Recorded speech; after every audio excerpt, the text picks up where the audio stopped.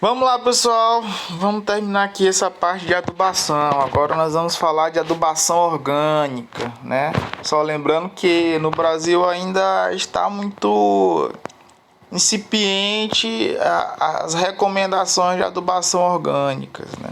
Geralmente, o que é que tem que ser feito? Você tem que conhecer a química do adubo que você está utilizando e a necessidade nutricional da cultura, certo? Então, o que é que se faz? Primeiramente, vamos aqui para a necessidade nutricional da cultura. Então, a cultura da banana, ela demanda aí, em média de 240 kg de nitrogênio por hectare, 120 kg de fósforo por hectare e 510 kg de potássio por hectare, né? Aí, no caso aqui eu estou utilizando o exemplo da banana prata anã, né? Essa necessidade pode variar de acordo com as variedades.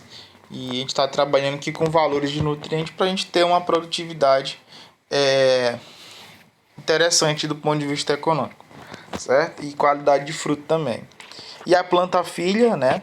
Que na produção comercial a gente trabalha basicamente com a planta mãe e a planta filha, né? A planta mãe já frutificou, você fez a colheita, você retira ela e fica a planta filha ali, certo? Que vai se tornar mãe, no caso agora. Então, a gente sempre trabalha com adubação para as duas. No caso aí inicial nós temos uma adubação de estabelecimento, né, do transplantio, e no segundo caso uma adubação para quando a planta filha já está ali estabelecida com 4, 5 folhas definitivas ali expostas, certo?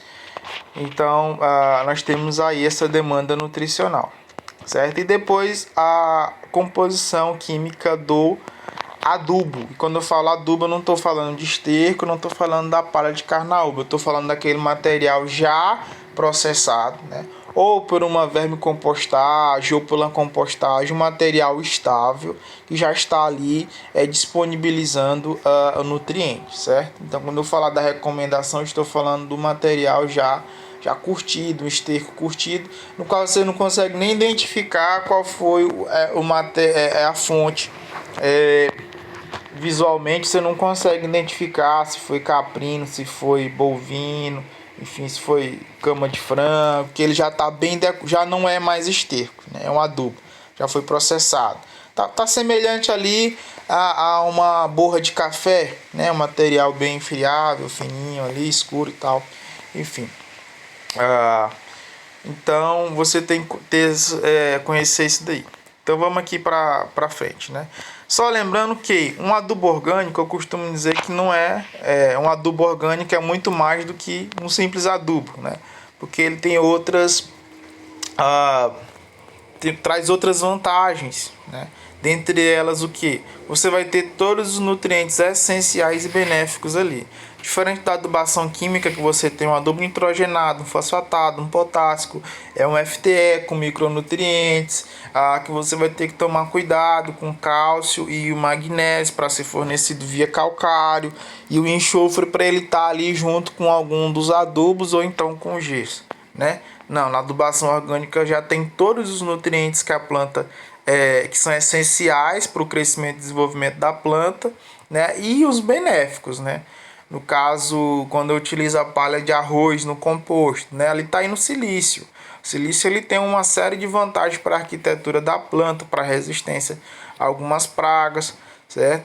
Então, já vai tudo. O que a gente tem que tomar cuidado é se todos os nutrientes que estão naquele adubo orgânico, eles estão em quantidades suficientes para demandar, para suprimir a deficiência da planta, né? No caso da banana, a gente já viu, né? Até coloquei no slide passado, ó, que o potássio tá em vermelhinho lá, porque veja só a quantidade de potássio, né? No estabelecimento chega a ser praticamente 2 vezes mais de nitrogênio e chega a ser aí praticamente 4 vezes mais de fósforo. Então ele é demandado em grande quantidade. O que a gente tem que saber se naquele adubo orgânico que eu estou utilizando, ele vai ter a quantidade de potássio suficiente para a planta. Se não tiver, o que é que eu tenho que fazer? Eu tenho que fazer uma suplementação. No caso do potássio, qual seria essa suplementação? A vinhaça. A vinhaça é um adubo orgânico, você pode utilizar ela como adubo orgânico.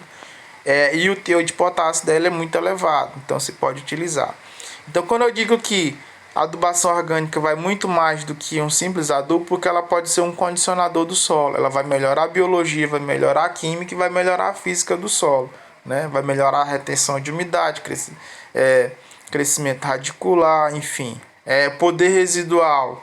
Quando eu digo que no adubo a gente faz um dimensionamento da quantidade de adubo a ser aplicado, levando em consideração que aquele adubo só vai disponibilizar, só vai liberar de 20 a 30% do adubo, do nutriente que está lá dentro daquele adubo. Aí o restante não vai ser utilizado? O restante vai ser utilizado. Só que a liberação dele vai ser mais lenta, certo? Então, tem essa vantagem, né, o que seria uma desvantagem, mas pode ser visto como uma vantagem, porque essa liberação, ela é parcial, né? Ela tem um poder residual também, então, parcialmente ela vai liberando nutrientes. Que, interessante, na indústria hoje de adubos químicos, isso é buscado. É buscado que os adubos químicos, a liberação deles seja mais parcial. Para quê? Para acompanhar a necessidade da planta. Então você coloca o adubo ali, vai liberando lentamente a quantidade de nutrientes e a planta vai absorvendo aqueles nutrientes. Vai liberando, ela vai absorvendo.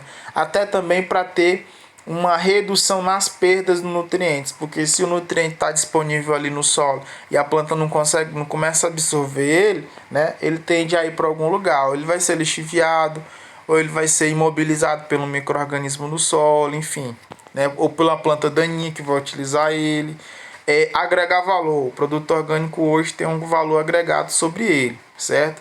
Independência na produção de adubos. Isso daqui é uma das coisas que eu acho mais interessante na produção orgânica, é que você pode produzir o seu adubo na sua propriedade. Você pode destinar uma área ali e produzir só um capim, na outra área fazer um banco de proteína, você corta tudo, passa na forrageira, faz um composto, pronto. Você fica independente de aquisição de adubo fora da propriedade, né? E a relação ao custo, né? Eu costumo dizer que aí em relação ao custo, eu costumo dizer. Enfim, eu costumo dizer que aí em Campo Maior tem um potencial para esse tipo de produção pela própria característica da região, né? É uma região que a pecuária é muito forte. Então você consegue adquirir estercos com um preço mais acessível. A própria palha da carnaúba, né, também é com um preço mais acessível. Então você consegue ter esses dois insumos aí para você produzir um composto de altíssima qualidade, certo? Pelo um custo menor, né? Recentemente a gente fez uma compra de esterco aí e eu fui calcular a quantidade de nutrientes que eu estava trazendo e a quantidade e o custo desse nutriente, né, em função de se eu fosse comprar aqui numa loja de produto agropecuário, o NPK, né? Sai um custo 50% menor, né? E o benefício de ser um condicionador que vai melhorar vai ter toda uma melhoria na qualidade do solo, né? Então tem isso daí que deve ser levado em consideração. Enfim, vamos aqui para uma recomendaçãozinha básica, né?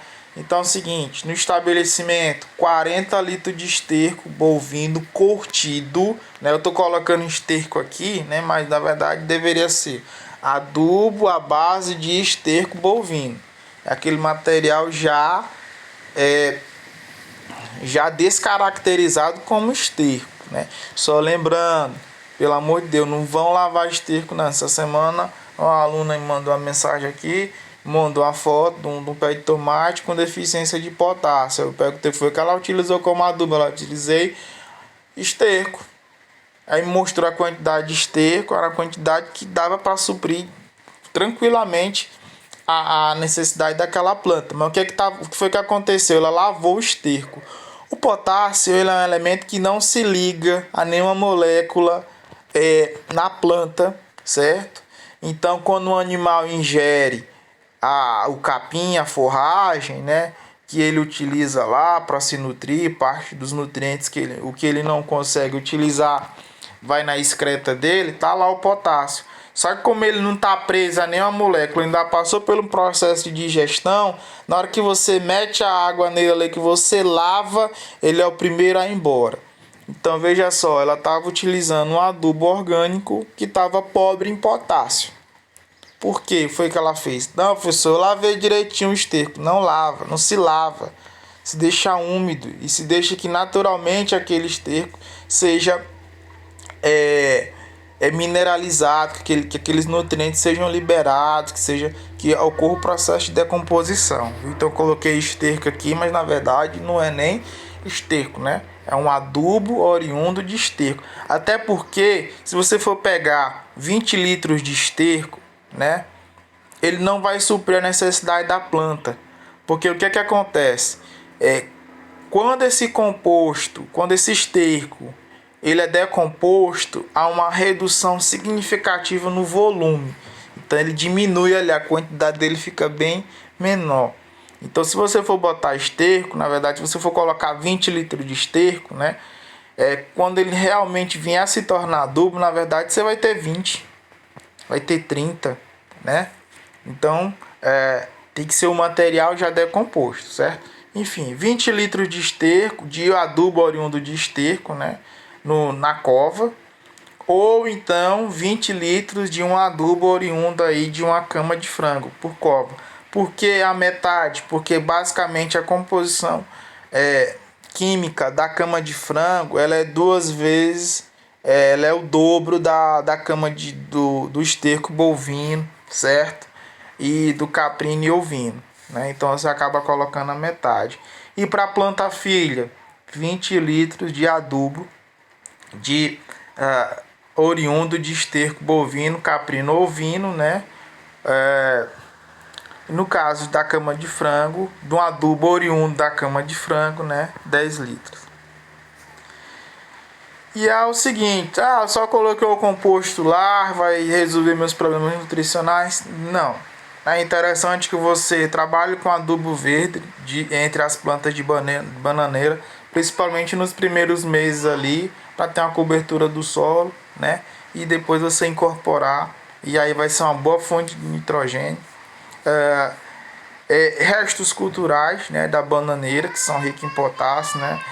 Como eu disse, tem o problema de às vezes você tá prolongando ali o ciclo, aliás, está mantendo o ciclo de alguma praga que já está ali naquele material. Então o que você pode fazer? Você pega aquele material e faz um composto, certo? Na compostagem a gente pode chegar o composto pode chegar a temperaturas aí de 80 graus facilmente. Então já dá meio que uma regulada ali naqueles organismos que são mais patógenos, né? E a aplicação de vinhaça, né? É interessante principalmente na questão do potássio, né, pessoal?